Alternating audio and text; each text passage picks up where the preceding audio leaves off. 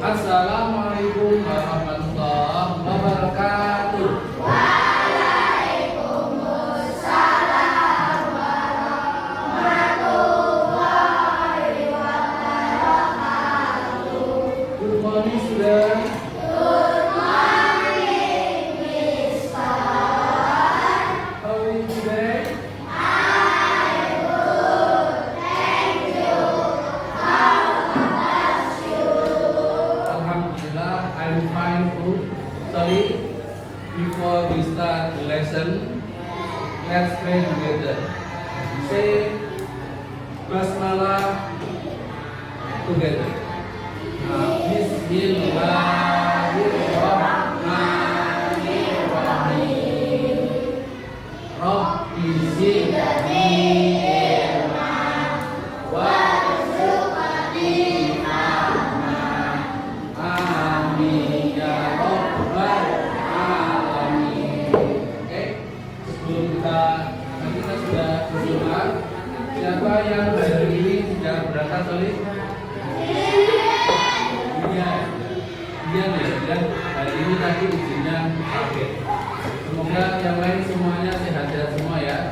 Hari ini kita akan mulaikan pembelajaran tentang berpikir komputasional.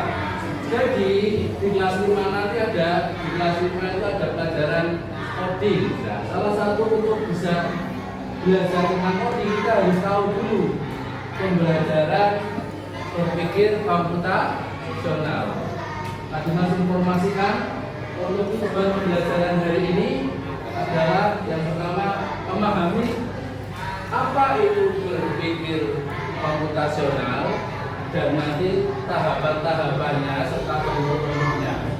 Kemudian yang kedua, kalian nanti mencoba untuk membuat salah satu tahapan berpikir komputasional yaitu dekomposisi. Diskusikan dengan kelompokmu, kemudian dituliskan di LKPD dan nanti presentasi kelompok demi kelompok. Bisa dipahami? Bisa dipahami? Kelas Abdurrahman dan berilmu kemudian. Oke, selanjutnya sebagai pertanyaan pemanik, Mas, siapa yang tadi pagi bangun sebelum subuh? Bapak, bangun jam berapa? Sebelum subuh. Apa yang kalian lakukan setelah bangun tidur? Saka, setelah bangun tidur pagi, apa yang kamu lakukan? Sholat subuh. Kemudian, apa yang kamu lakukan setelah bangun pagi? Sholat. Tepuk tangan untuk dapat kemudian yang dilakukan oleh kita semua tadi, rutinitas dari pagi bangun subuh, kemudian sholat subuh, mandi, sarapan, itu disebut rutinitas. Yang kita lakukan tadi itu rutinitas. Rutinitas itu punya pola enggak? Setiap orang punya pola masing-masing. Tadi dapat ada sholat subuh, kemudian tadarus dulu, tilawah ya, ngaji, habis. Oke, yang tadi dilakukan teman-teman adalah sebuah rutinitas. Rutinitas itu membuat pola. Bagaimana caranya supaya setiap hari apa yang kita lakukan itu efektif? Dari kita mulai bangun tidur sampai mau tidur lagi, aktivitas kita itu efektif, bermanfaat dan menghasilkan karya. Kita maka perlu yang namanya berpikir komputasi. Ya, kita lanjutkan. Kenapa kita harus membuat jadwal harian? Yang jawab Azam. Azam tadi mau jawab kan? Sekarang Pak Dimas tanya kalau nggak jawab. Kenapa kita harus punya jadwal harian? Azam?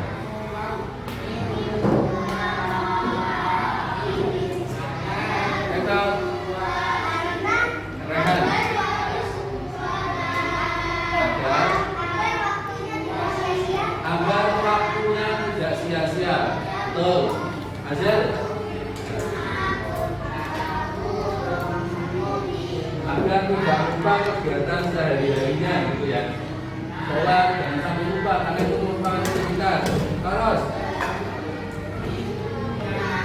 agar hidupnya teratur. Masya Allah. Tepuk tangan untuk kita semuanya.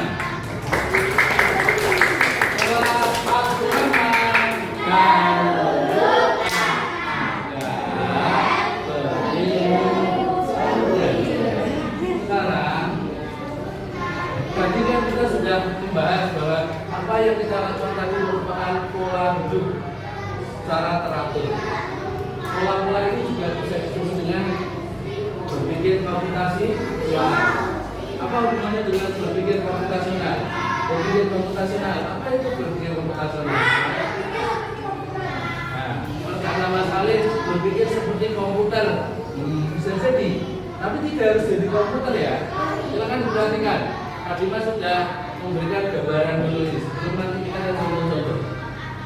Berpikir komputasional adalah cara berpikir logis dan sistematis untuk memecahkan masalah dan juga dapat diterapkan dalam kehidupan sehari-hari.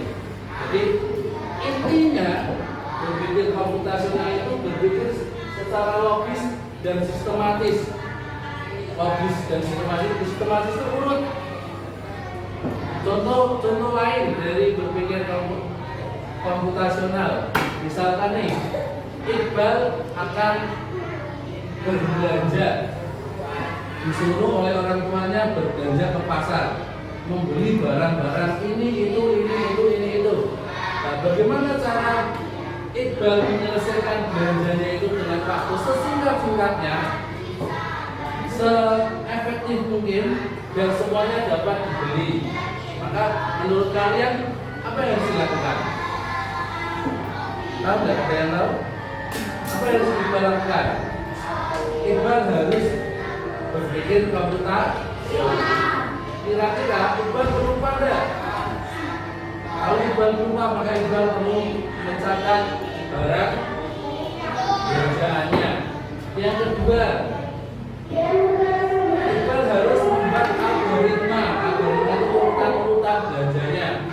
Kalau pedagang ayam itu ada di dekat gerbang, berarti yang harus dibeli dulu yang paling dekat dengan gerbang.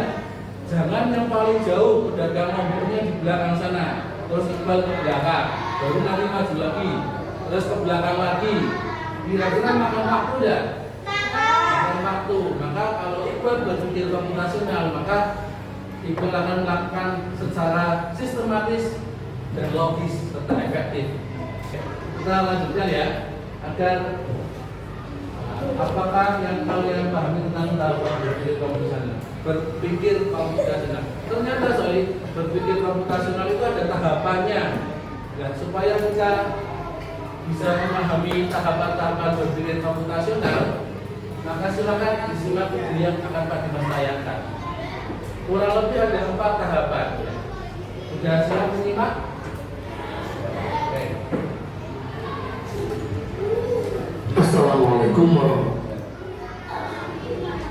Jumpa kembali anak-anak. Semoga hari ini dan hari-hari berikutnya kita selalu dalam keadaan sehat walafiat.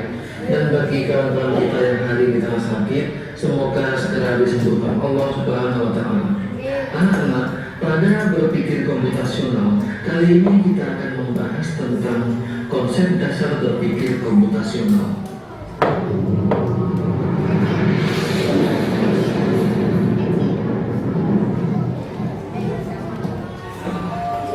Pernahkah kalian merasa kesulitan saat harus mengerjakan tugas yang rumit, seperti merencanakan acara besar atau membaca dua kegiatan yang padat? Atau pernahkah kalian bertanya-tanya bagaimana aplikasi navigasi seperti Google Maps bisa menemukan rute tercepat? Atau bagaimana asisten virtual seperti Siri atau Google Assistant bisa memahami perintah suara kita? Semua hal tersebut, mulai dari penyederhanaan masalah sehari-hari hingga teknologi canggih yang kita gunakan, melibatkan satu hal penting, berpikir komputasional. Ini adalah cara berpikir untuk memecahkan masalah besar dengan membaginya menjadi masalah-masalah kecil yang lebih mudah dikelola, menemukan pola, menyusun langkah-langkah yang jelas, dan menyamaratakan solusi. Mari kita pelajari bersama, baik di dunia coding, teknologi, maupun dalam kehidupan sehari-hari. Berpikir komputasional adalah Oke. Lagi videonya dimasukkan. Sekarang kita diskusi tentang KPD yang kita sudah bagikan. Silakan bisa disimak KPD-nya. Ada kurang lebih ada beberapa pertanyaan yang akan didiskusikan dari hasil kamu melihat video.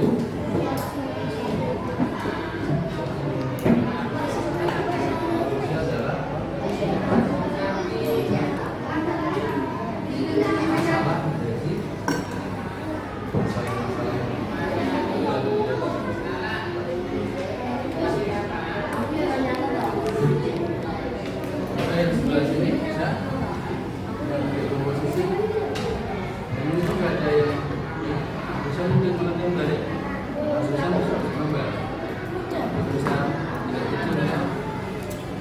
Jelaskan yang dimaksud dalam berpikir komputasional. Ada yang kami ingat dari tadi yang sebelah sini berpikir komputasional adalah berpikir sistem.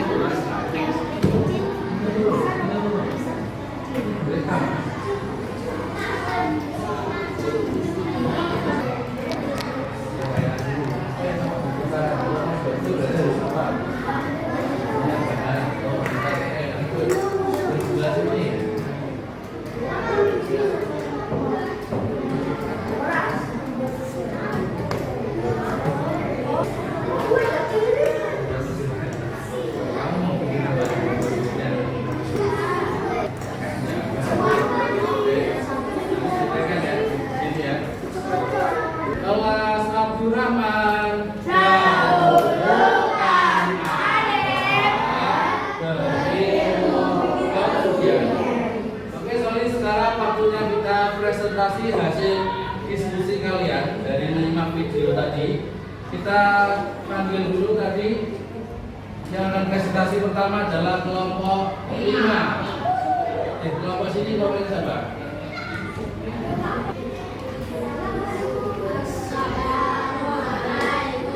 Yang keras suaranya. Waalaikumsalam warahmatullahi wabarakatuh.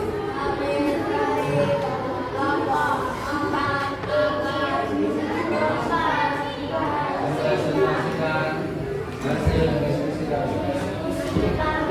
Silakan kelompok yang lain diperhatikan nanti kalau waktunya maju kamu sudah tidak asing lagi.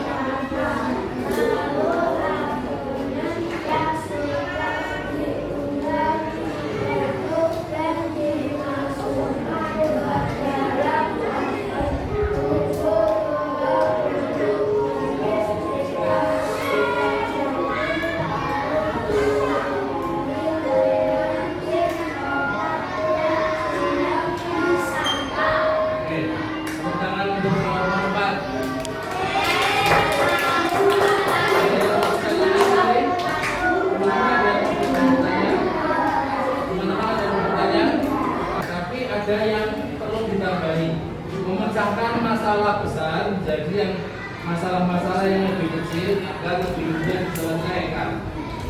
Memecahkan masalah-masalah besar menjadi masalah yang lebih kecil agar lebih mudah diselesaikan. Itulah dekomposisi. Kemudian contohnya juga sudah tepat ya, cara membuat kue. Kemudian kelompok ini membreakdown atau menjadikan cara membuat kue itu menjadi lama-lama yang lebih kecil. Ya, kemudian kita tambah. Ya,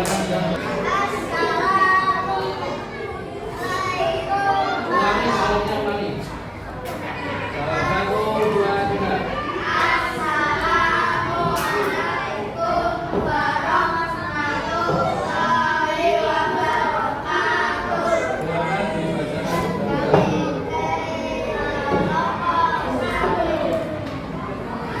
Akan mempresentasikan ada yang mau ditanyakan dari belum selesai.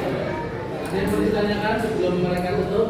Tidak ada. Kalau tidak ada, kita lanjutkan ke kelompok 2. Tangan untuk kelompok